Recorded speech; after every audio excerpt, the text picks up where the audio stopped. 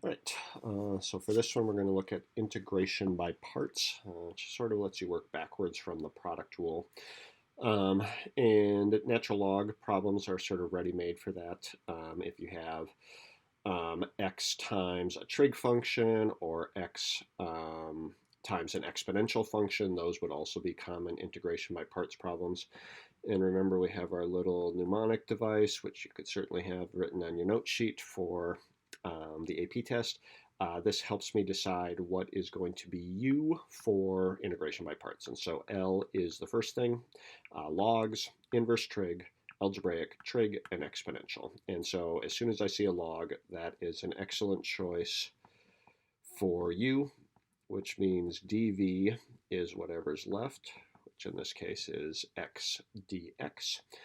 Take the derivative of u, 1 over x dx, antiderivative of dv, in this case is 1/2 x squared, and then the formula is uv minus integral v du.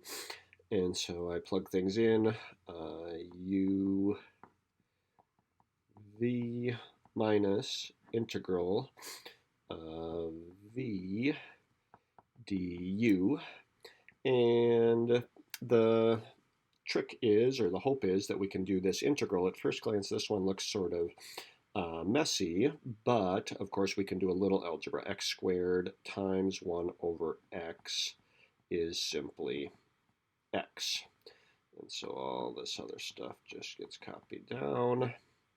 And then I can do this second integral here fairly easily. So ln of x times 1/2 x squared minus 1/4 x squared, right? So I add 1 to the power, divide by that new power again, and we get the 1c.